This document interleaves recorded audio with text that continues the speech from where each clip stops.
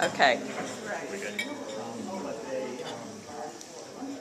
Well, good evening once again. We're moving forward across this sabbatical, and I hope you will forgive my memory if it gets foggy. This was in the year 2000, so it is casting back just a little bit of time in order to get there. And if you weren't here the last time we did this, the venue for what I did was a program offered by St. George's College in Jerusalem, which is an Anglican college. College is an interesting phrase. It has academes teaching classes, but there aren't teenagers or college-age students there usually. I mean, it's designed for adults who want to experience something of the Holy Land, but to do so in a deeper way than a normal tour would do. So I did this from September to November of 2000. And we spent our headquarters sort of time was in Jerusalem on the college campus, and we talked a little bit about that last time, and toured around Israel last time. But then they would take us out because, I mean, the title was the Bible in Depth. So we had to go to the places mentioned in the Bible that were very important, and other places that were sort of connected if we were going through them, obviously. And one of the most important places of the Old Testament, of course, is the sites surrounding the Exodus. And so they took us to Egypt, and we experienced that, and that's where we're going to start tonight.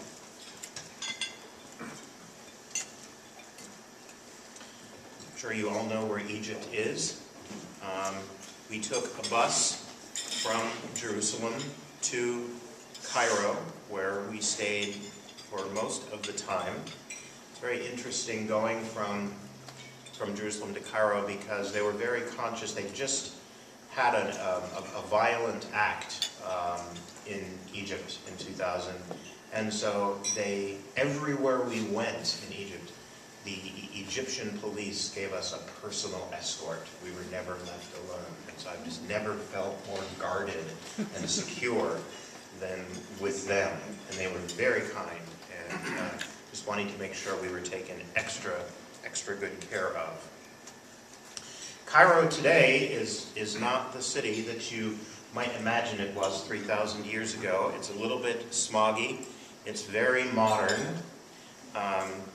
The Nile, unfortunately, is a rather polluted river. We were told not even to put your finger in the Nile because the water could contain some kind of bacteria that could, for our Western sensibilities, become so sensitive in the West, I think, because our bodies don't have to deal with these things, that the Nile posed that kind of danger. So we did not dip our fingers in the Nile at all.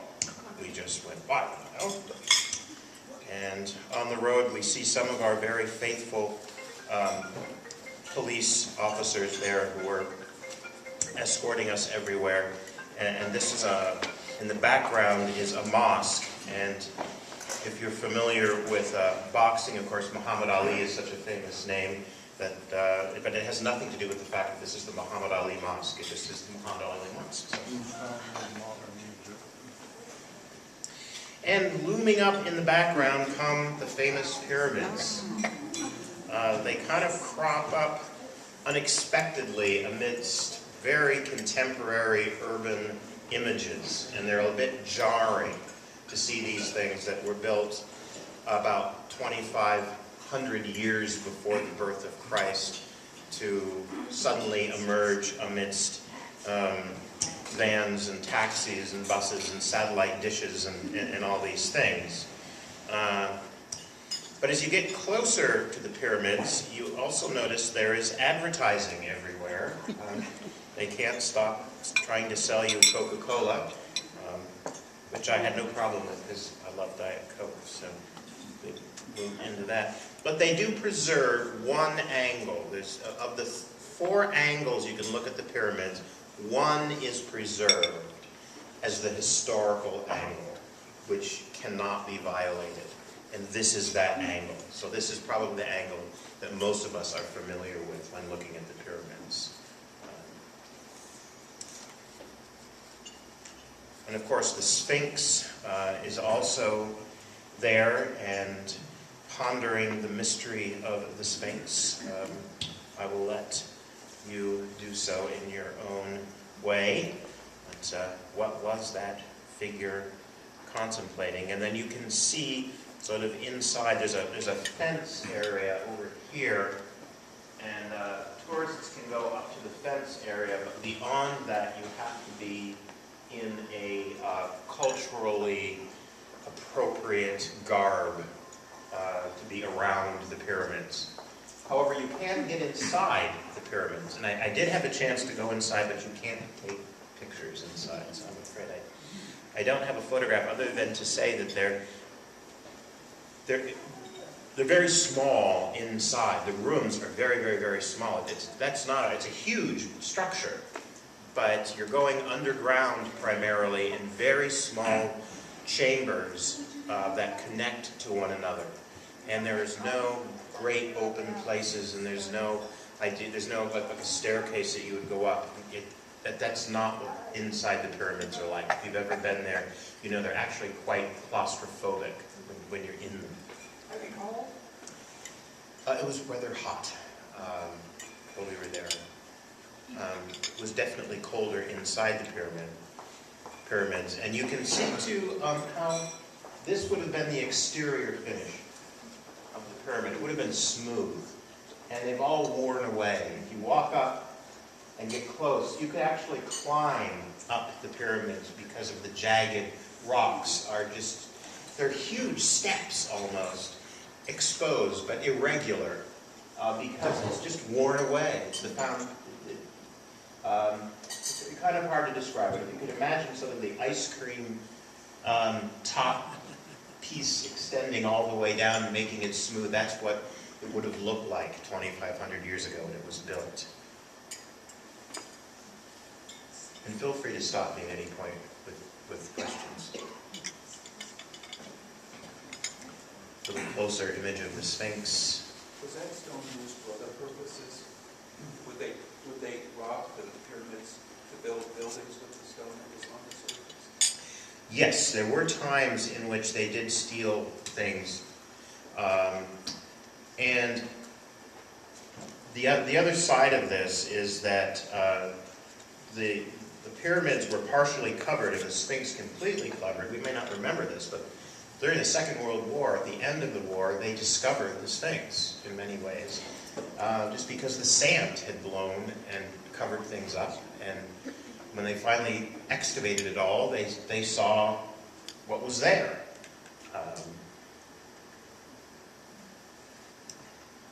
And so here's an excavation along one side of a pyramid. And this excavation leads down into a museum, which is a historical chamber, which houses the boat of one of the pharaohs. And we all know that the pharaohs were buried with their most precious things. And this pharaoh's most important object was a ship. And so he wanted to be buried with his ship. So they floated the ship, actually, into this canal area, and then they buried it next to the pyramid with the pharaoh. And here is a photograph of the bow of that ship. You can see some people up here on the side giving you some perspective. And then turning around, looking at the stern, also you can see the folks. And it's remarkable that the heat of the desert preserved the wood of this vessel. Just a random shot of walking around the pyramids. And this is a good example of how rocky the surface now is of it. You can imagine, you could jump up there. You really could. And of course you're not allowed to. It's a possibility. And then we have a couple of folks appropriately dressed to be close to the pyramids for Kodak moments. Yes. When they built them, did they just stack them, or did they use some kind of mastic or mortar or something? My understanding is they did not use mortar. It's similar to the Romans. They were that good with their joints of putting stones together. Something we can hardly imagine today. So the pyramids are about 20 miles outside of Cairo. We left that area, we left Cairo, and we started out into the desert, into the region of what are called the Desert Fathers.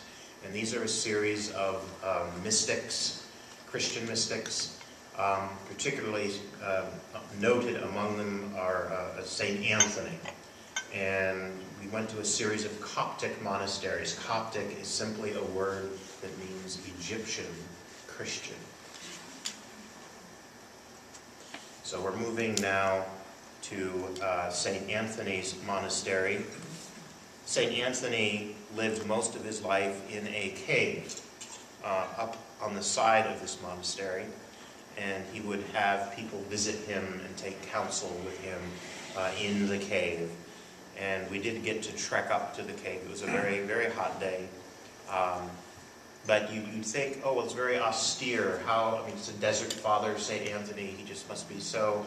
he is pious and revered and all these things in the church, but his cave was furnished with beautiful silk Persian rugs, and other monks would roll up casks of wine in the evening, and he would just have his consultations were not as austere as one might imagine. In 2000, the tradition of monasticism in Egypt was being revived. And it sounds kind of odd to say it today, but there are a series of Egyptians who felt that the materialism of the world and the direction the world was taking was just leading them into a monastic existence. Maybe it was the castle wine and the silk carpets, I don't know. But definitely there's a resurgence of monasticism in Egypt at this point. And so what you're seeing here is construction of all these new dormitories for the young men who want to become monks, or were becoming monks, or in the process of becoming monks.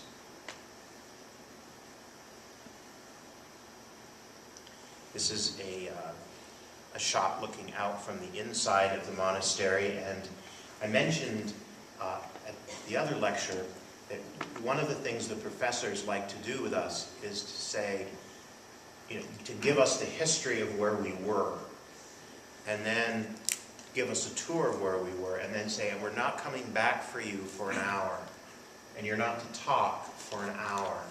We want you to go find a place and sit down and invite the Holy Spirit to speak to you, and don't move.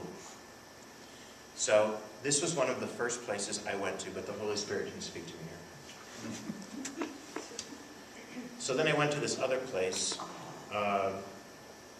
which is kind of amazing in the desert, that there is this much lushness.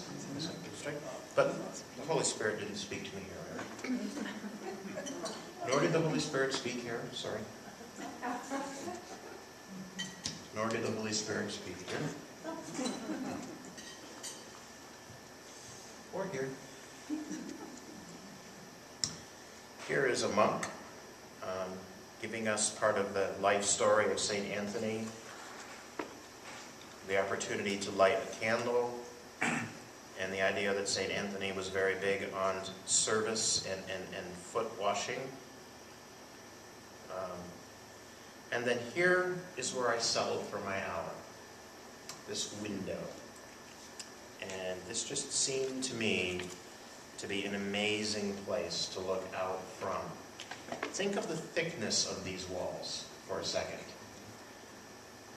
The monasteries were bastions of education and wealth and resources in the ancient world. The poor would come to the monasteries looking for food, looking for education, looking for enlightenment. And sometimes they were very violent when they came. And so the monasteries had to be tremendously fortified to withstand whatever siege could come upon them. And St. Anthony's Monastery was noted for having, under its main gate, there was a portcullis, which was the gate that comes down, it seals off the monastery or a castle from being entered. But above the portcullis, there was a hole and a winch. And countless people, hungry people, would come, and the monks would just lower down food from this area into the midst of those who were hungry and who needed it. And you wonder, where did the food come from? Well, the monastery had grounds and had farm areas that were within the protection of the monastery. And that's where these things would be gathered from and then brought into the monastery. So there were levels of security as you moved further in. But this example of the thickness of these walls, it just sort of was a metaphor to me of the calluses I think some of us build up in our life and in our world as we're just struggling to deal with all kinds of things. But if we can look beyond those, there is light, and God's grace and goodness does shine through. And so I spent an hour sitting on the floor looking out this window. What's the interface with the St. Anthony Monastery and other Christian places in the Muslims today? Are these places in danger? I was there 17 years ago, so I don't know. I can talk a little bit more about Islam when we get to Turkey, because Mahmed, our guide in Turkey, was an Islamic Christian, and that was the first time I ever encountered that combination of designation by a person as someone who would stand up and affirm that he and his family were Islamic Christians. So I'll get into that just briefly in a bit. So, thank you. Yeah. Did you ever have the feeling that maybe the rise of monasticism occurring at the same time as this attack? I think that was the one on the British people who were at a hotel in Cairo. Was a reaction on the part of Islamic people in Egypt against a rise of Christianity in Egypt? I didn't, when we went, the event was so new that I don't think that the trend could have started as a result of the event. I think that the trend had a lot of other sources, other causes, probably many rooted in the desire to be closer to God in a world that certain people feel is moving further away from God than they would like, and having to sort of retreat from that. And this was their chosen way of doing it, an ancient way of doing it, for good or for other purposes. But thank you, it's a good... Certainly the presence of the Egyptian police in our midst was a direct result of wanting to make sure that we were very, very safe.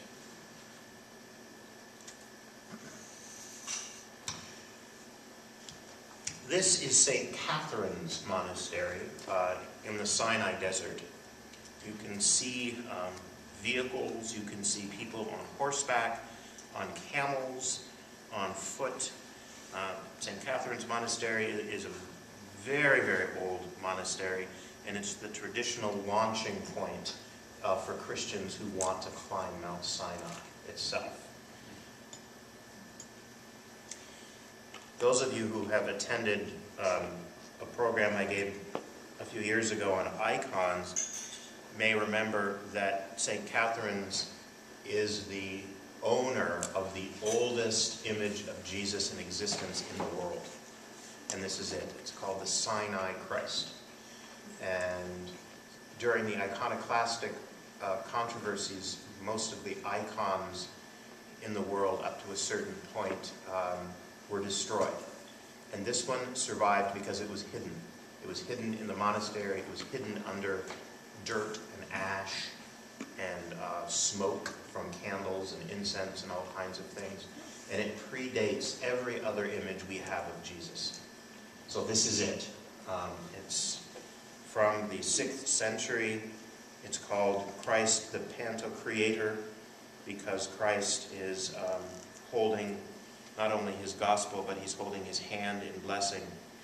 And if you look at it closely, and I apologize for those of you who have done this before, so I'll be real quick with it, but I can't resist, is this Christ has two faces. He has a divine face and a human face. And you can see very clearly, this is the human face. He's sad. There's almost a tear in his eye here, as we heard. His ear is very obscured, but his eye just sort of looks mournful in some way. And he's holding this document that is the text of his life. But if you look at the other side of Christ, it's a different image. This is an image that says, I know you. I get your number. I'm looking right at you. My eyes are clear. My face is brighter. My ear is open to you. I'm hearing what you're thinking. I'm hearing what you're saying. And my hand is risen to you in blessing. Whose interpretation is that? It's a classical interpretation. If you'd like to go further, Henry Nouwen, in his book on sacred images, is probably the most accessible and beautifully written on this particular icon and in other icons. If you want to go and look at that, I highly recommend Henry Nouwen to you.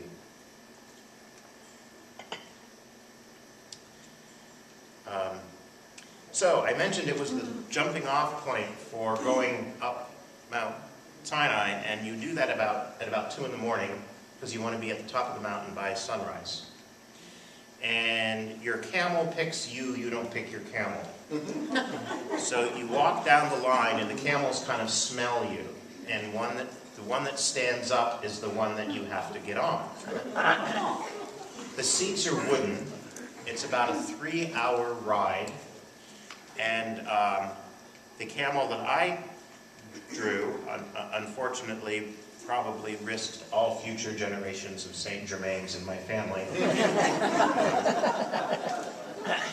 They also have incredibly bad breath, and their long neck lets them turn around and look at you. If they're not happy with you, they look at you. And then they can spit, and they can sneeze. And if they sneeze through their teeth, and the tartar goes in your face. Just saying. And to prove the fact that I actually did it, there I am. Going up. And there's something, my camel was relatively well behaved, but there's something about being on this camel, going up Mount Sinai in the middle of the night with the stars shining out, and we have, you have that image from the Bible of Abraham being shown the stars and the descendants of the church. And I've never felt more biblical, as if I'd just been transported into the realm of the Bible. Indescribable. Tartar and all, indescribable. And then, of course, a sunrise from the top of Mount Sinai. What can compare to that? You go up and it's just totally dark except for the stars. And then as the sun starts to come up, you see all the mountains around Sinai. And everything comes into perspective.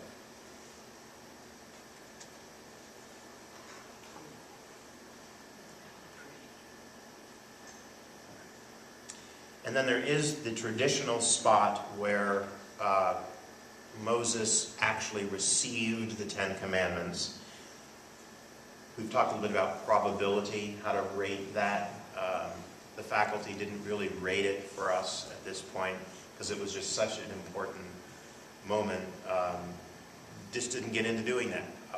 But did show us and take us to the traditional spot. And this is it. This is supposedly the place where the commandments were given. And if you look in perspective, these are people.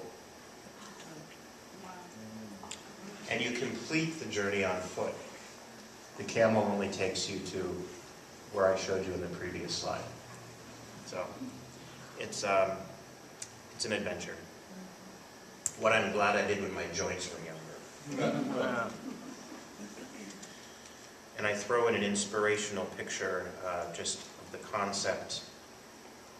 We're in a holy place, a special place, a place where God spoke and speaks. You also have a little bit of a fearful experience when the sun comes up, because you look down and you realize that if you had known where the camel was having, what the camel was having to negotiate getting you up that mountain, you probably wouldn't have sat on the camel. So it's a good idea it was in the dark. And you were looking at the stars. You didn't have a flashlight looking at the ground. But the camel knows what it's doing. And there's a reason why you're on this camel. But here is part of the path that just sort of snakes its way all the way back to St. Catherine's Monastery, which is back to where we're at. And of course you have to have proof of the pudding just to show you that I did it. So after this trek, we went on a camping, many nights of a camping adventure in Sinai. We would actually sleep in the sand. I mean, they would give us, we would hollow out the sand, they would give us a piece of foam to lay down in the sand. And we weren't in camels. I'd like to say it was very sort of romantic when we were in camels, but we weren't. We were in jeeps because we're having to get across the desert. But the goal was, this course is the Holy Land of the Bible in depth, so you've got to get through the Exodus. So they want us to go through the Exodus. So we're starting in Cairo, and we're not going to finish until we get to the place where Moses died on Mount Nebo, looking down into the Promised Land. So that's the mission. And it takes a number of days to do that by jeep. So we're heading out here, and there are some interesting photographs, or at least I found them very moving. This is a sunset from the desert just before night falls. And the desert is a great place of contrast because the temperature varies fantastically quickly. And you will go from being too hot to being too cold. And then again, when the sun comes up, vice versa. So with this picture, it's suddenly getting now very, very cold. And you're being reminded that if you have to get up at night, make sure that you shake out your boots for scorpions, because they are looking for the body heat you left in your boots if you've taken your boots off. And if you have to use the restroom at any kind, you're given a wad of bathroom tissue. Now, we're Episcopalian, so it's not toilet paper, it's bathroom tissue, remember that. And a little box of matches. And you have to burn everything that's there, or else it will exist for 100 years in the desert blowing around. So that's the mission. So it's getting really cold now, and then in the morning it gets really warm as the sun comes up. We had some beautiful sunrises as well. So we're moving across the desert. We're moving across the route that the Hebrews would have taken toward the Holy Land. And now I come to a series of slides that I have to offer a disclaimer about, and offer the fact that if any of you need to leave at this point for about 2 minutes, you are welcome to do so, because what I'm about to talk about contains manure content. The next few slides are what I call Into the Wilderness, a survival guide to desert excrement. Now,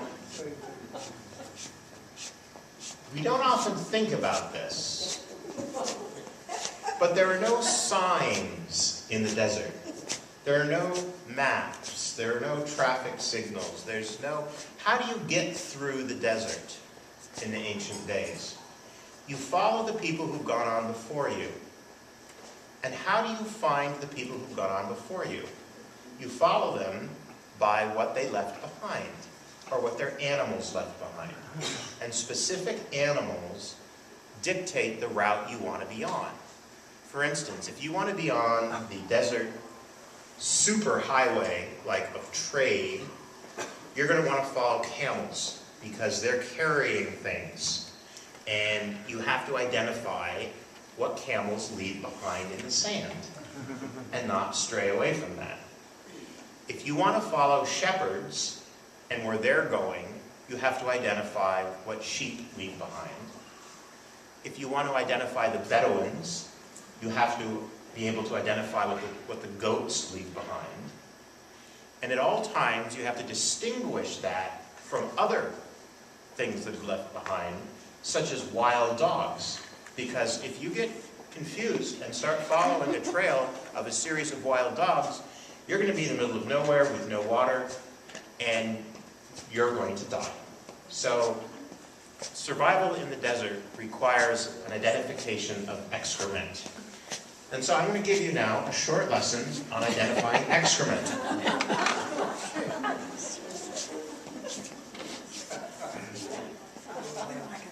We're starting our journey. You never know what you're going to hear coming from me, do you? So here are the sheep. This is sheep excrement. So if you want to follow the shepherds, this is exactly what you're going to look for. And make sure that you distinguish it from mountain goat excrement, which is slightly larger and a little further apart. I didn't bring in my little box of what things smell like for this occasion, but I did think about it, but I didn't do it. And then here's the one you really have to worry about, is the wild dog excrement. This is just leads you to nowhere. This is a bad thing. And then, of course, we have the camel excrement, which is over in that area. But in the 21st century, of course, in Egypt and in where we're going, even the camels have preferred methods of transportation. So we're on the route between Cairo and Mount Nebo. And this is the historic route of the Exodus. The Israelites went through, they crossed the Red Sea here, they moved over into the hills here.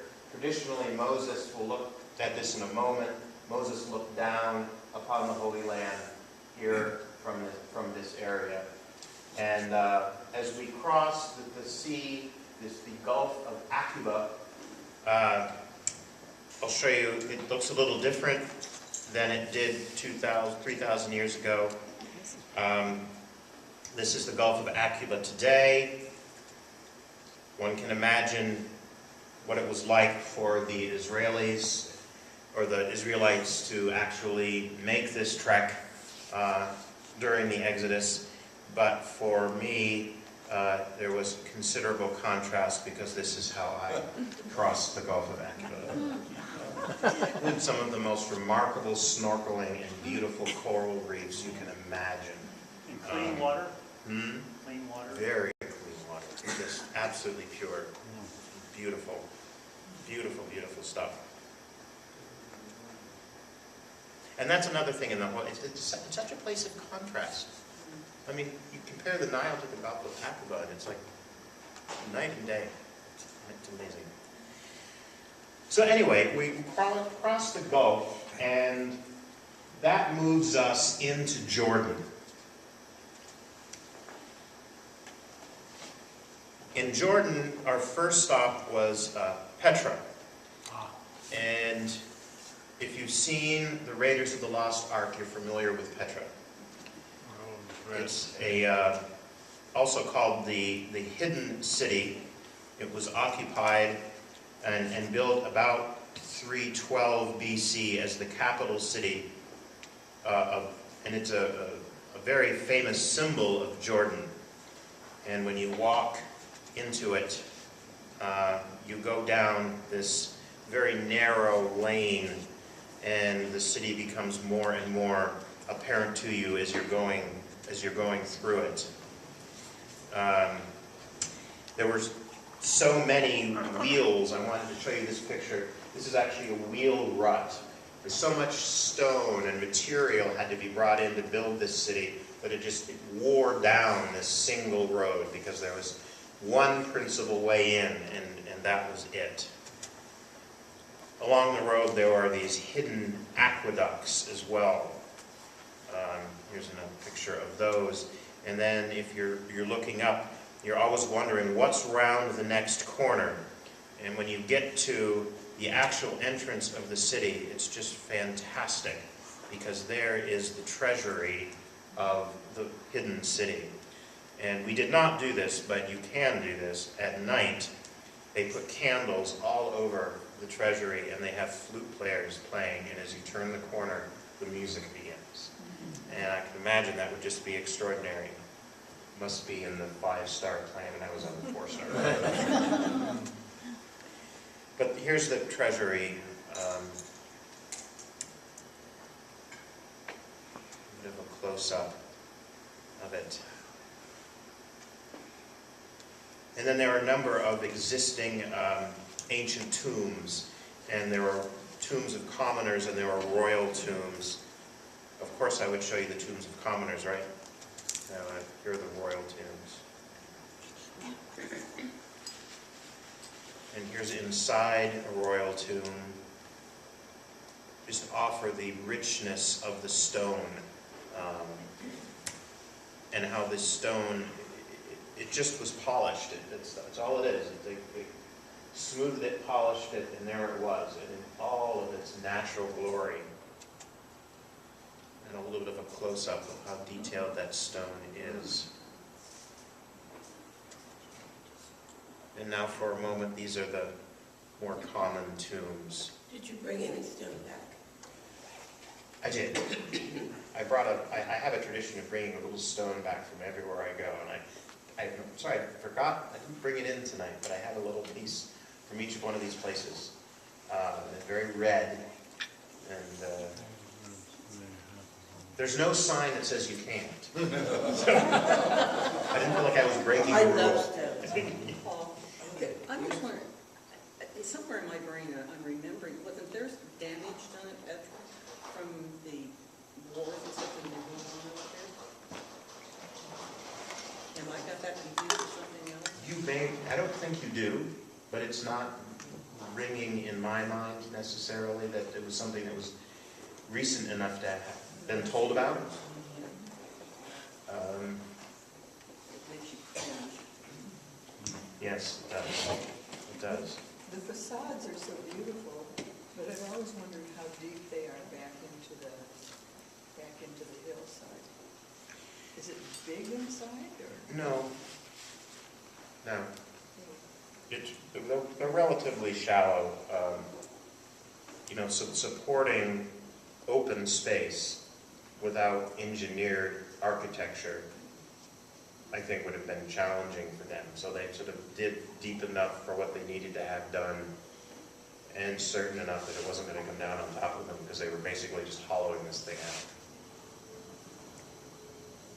What is the reason for this community? What is the reason? It was the ancient capital city.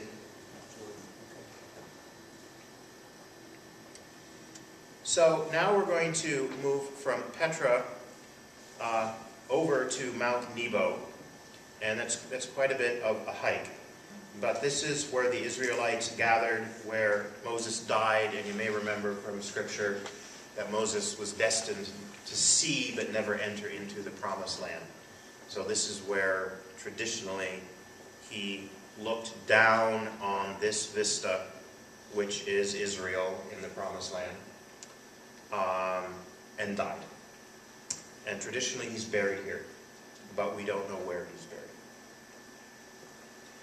There is a Byzantine church built on the site of Mount Nebo, and this is a picture of the interior of that church. And in the floor of the church, there is actually a mosaic of the Holy Land and Jerusalem. It's totally out of scale. But you can see important landmarks around the Holy Land, and then they just sort of made the Jerusalem as the golden holy city look huge. And this is actually one of the most accurate maps we have of what early Jerusalem looked like, how it was laid out.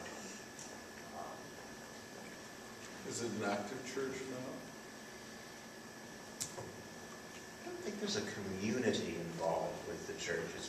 It's probably in existence for people to come and visit because of its historical significance. And Mount Nebo is not, as I remember, it's not part of a community, a village or a town or a city. It's just plunked down on the top of this mountain, and you drive for hours to get to it in a bus, and then there you are. What kind of language is that? Do you know? It would be Byzantine. Yep, I don't read Byzantine. Anybody read Byzantine? So we're going to move from now from Mount Nebo, we're going to go over to Amman, which is the current capital of Jordan. And as in so many of these cities, we're going to discover, and I'm going to have to start speeding up here a little bit, I apologize, that the ancient city and the modern city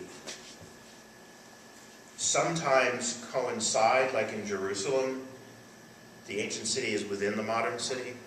Other times, the modern city decides that the ancient city has to stand by itself and be over here, and the modern city is going to be over here. So we have a much more, less lived in, but maybe more accurate representation of what the ancient city was, if I'm making sense. And that is with Oman. So the original city of Oman, this is Oman. And this is not modern Oman, of course. But this is the citadel at the center of Amman. A couple other photographs of the citadel.